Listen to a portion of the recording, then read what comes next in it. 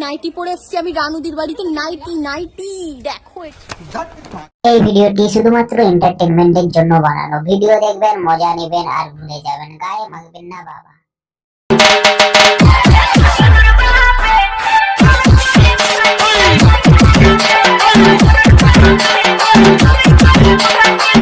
ভিডিওটা তাহলে শুরু করি। দাও হাতের তালি।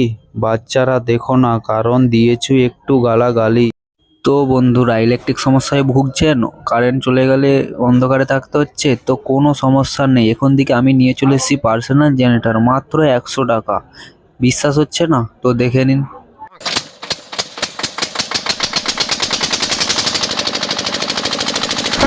কেমন দিলাম?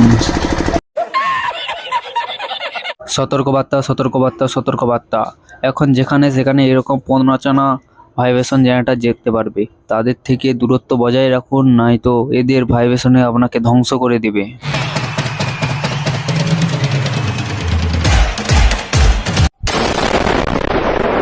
Very very powerful.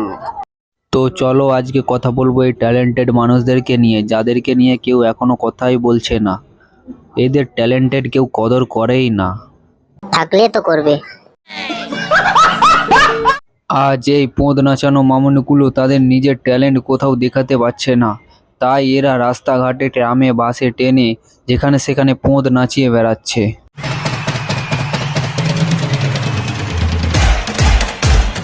This is very bad. Actually এদের ট্যালেন্টের কেউ কদর করছেই না। আজ আমি বলে যাচ্ছি, একদিন না একদিন আসবে এই পোঁদ নাচানো ট্যালেন্টটাকেও একদিন না একদিন স্বীকৃতি দেওয়া হবে।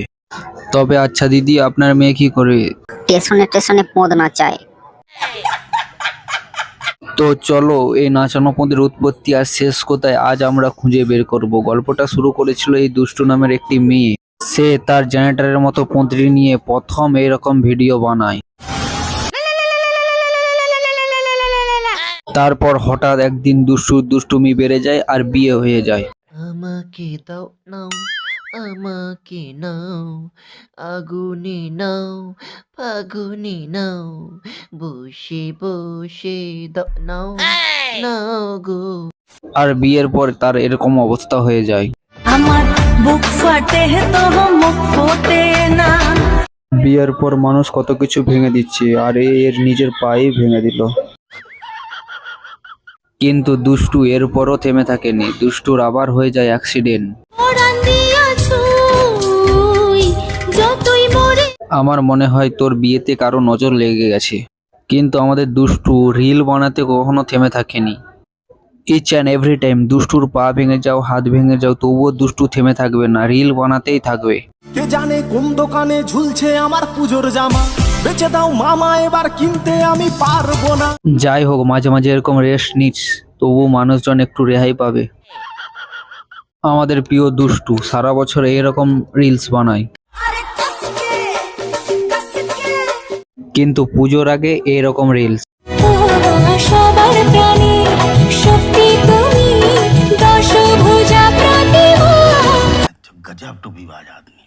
এদের জীবনে কোনোদিন দুঃখ কষ্ট কিছুই নেই।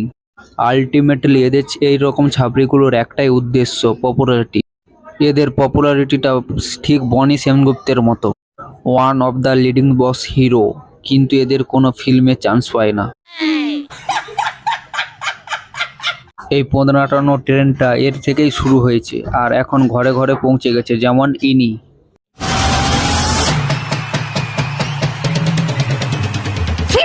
ঝড় হোক বা বৃষ্টি, পোঁদ নাচাবে বলেই এদের সৃষ্টি। এদের প্রোফাইল খুললেই ফার্স্টেই একটা বড় পোঁদ দেখতে পাবে। প্রত্যেকটা ট্রেনের প্যাসেঞ্জার আর প্ল্যাটফর্ম মানুষদের কাছে এরা একটা মাথা ব্যথা হয়ে দাঁড়িয়েছে। শালা যখনই যাও তখনই পোঁদ নাচায়। একটা শুভ কাজে যাচ্ছ, তখনও দেখবে এরা পোঁদ নাচাচ্ছে। সকালে ঘুম থেকে উঠে অফিস যাচ্ছ, দেখবে কেউ না কেউ পোঁদ নাচাচ্ছে। মানুষজন অফিস থেকে বাড়ি ফিরছে, দেখবে তখনও এরা পোঁদ নাচাচ্ছে। চলো হিপোপটেটাসের কতগুলো রিলস দেখবো আমরা।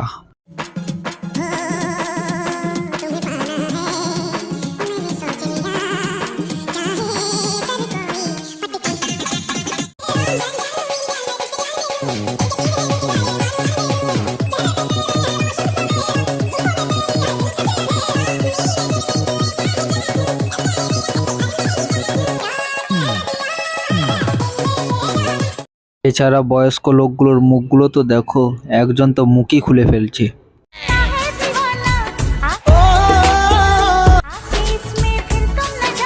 পারফরমেন্সের টেম্পার দেখছো, আলাদাই। रहा नहीं जाता, तड़प ही ऐसी है ना।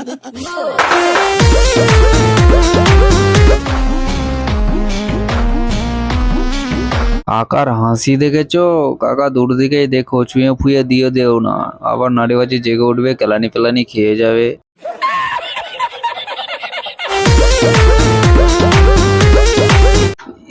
সালা এ তো হেলে সাপ। আমরা সাধারণত জওয়ানের পোস্টার আমরা এরকম দেখেছিলাম, কিন্তু এইটা কি ভাই, এ তো শালা প্রেম আমার সোমের মতো লাগছে।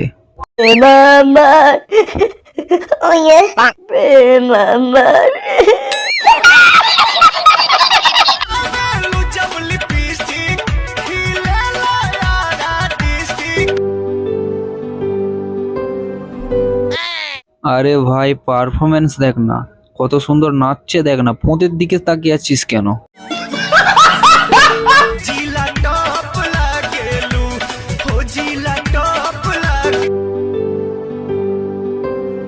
আরে এদিকে দিদিও সেম। আরে নাচটা দেখো, ট্যালেন্টটা দেখো, পোঁতটা নয়।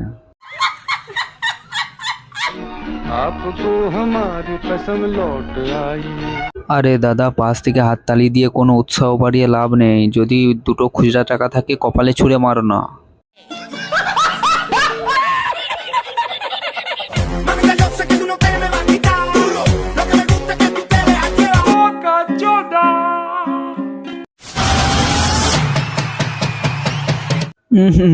টিস্যু পেপার ছাড়, জল ইউজ কর, জল। এই হিপোপটেটাস ভিউসের জন্য গিয়েছে রানু মণ্ডলের বাড়ি। দেখো নাইটি পরে এসছি আমি রানুদির বাড়িতে, নাইটি নাইটি। দেখো এটা হচ্ছে রানুদির। যেখানে অ্যাজুয়ালি ছাপড়িগুলো এই ভিউসের জন্য রানু মণ্ডলের বাড়িতে পড়ে থাকে, তার জন্য কিছু খাবার দাবার নিয়ে যায়, আবার তাকে অপমান করে বলে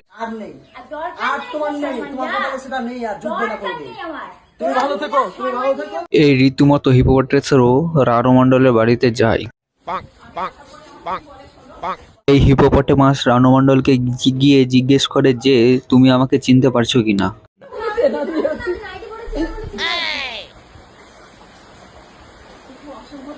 বাবা, হিপোপটেমাসের কি পপুলারিটি, চেনানোর জন্য নাইটি খুলতে হচ্ছে।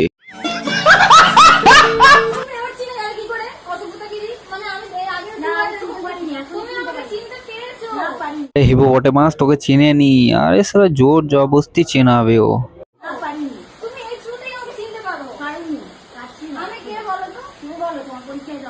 আরে তোকে চিনতে পারেনি তো কোনো চাপ নেই, তবে এই ভিডিওটা দেখার পর তোকে সবাই চিনতে পারবে, হিপোপটেমাস। সো গাইস, আমার কমেন্টে শুধু একটাই কমেন্ট থাকবে, হিপোপটেমাস।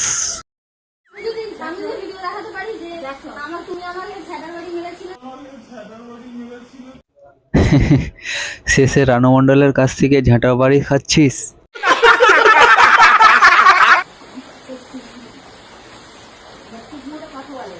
মারুক মারুক মারুক, তোর রিয়াকশন দেখে বুঝে যাচ্ছে তুই ভিউসের জন্য ঝাঁটার বাড়ি খেতেও রাজি আছিস। স্বাভাবিক ট্যালেন্ট না থাকলে আর কি করবি। যাই হোক, হিপোপটেমাসের সাথে তার বাবার বয়সী একজন সিকিউরিটি গার্ডও থাকে, যে তাকে রীতিমতো শাসনও করে।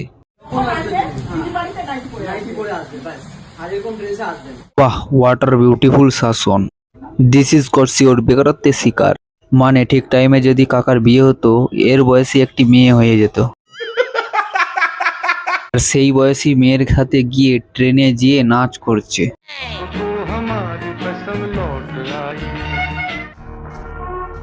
তোরা তো দুজন মিলে মাসিগুলোর বিজনেস খেয়ে ফেলবি। রানু মণ্ডলের বাড়িতে কিন্তু প্রায়শই সার্কাস বসে, আর সব ছাপড়িগুলো গিয়ে সেখানে সার্কাস দেখিয়ে আসে। বাহ বাহ বাহ বাহ বাহ, বোকাচোদা বাহ। সবগুলো তার কাটা মালগুলো কি রানাঘাটে দিয়ে আশ্রয় নিচ্ছে? রানাঘাটবাসী সবাই সাবধান হয়ে যাও।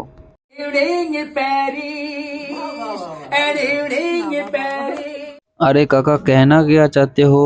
পাশ থেকে আবার বাড়া বাহ মারাচ্ছে। मीठी मीठी जिनकी बोली देखो ए परियों की टोली, मीठी मीठी जिनकी बोली।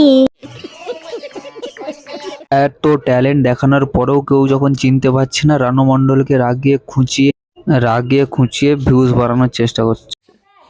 তোমার স্বভাব চরিত্রের জন্য তোমার এই দশা। তোর ভাগ্যের জন্য এই দশা, একটা হাঁটুর বয়সী মেয়ের সাথে ট্রেনে ট্রেনে নেচে বেড়াচ্ছিস।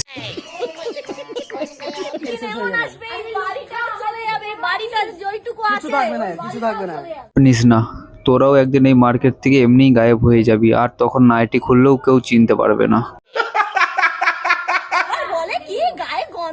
স্বাভাবিক, বাড়িতে হাগার জায়গা থাকলেও তুই যদি সোশ্যাল মিডিয়ায় এসে হেগে বেড়াস, তোর গায়ে তো গন্ধ থাকবেই। আমাদের মতো ছেলেরা যদি না আসে, ইউটিউবাররা না আসে, নাইটি কুর্তি ব্লাউজ সায়া সব নিয়ে আসবো, পেট ভরে দেবো আমরা, পেট পেট। এদেরকে যখন কোনো ট্রেনে বা প্ল্যাটফর্মে নাচতে দেখবে, এদের পায়ের কাছে দুটো খুচরা পয়সা ছড়িয়ে দিয়ে আসবে আর বুঝিয়ে দিয়ে আসবে এদের অকাত কতটা। তোর গোরা গালে ছুটে চাই প্রিয়া রে, তার লাগে ছটফটে মন করে মেঘা রে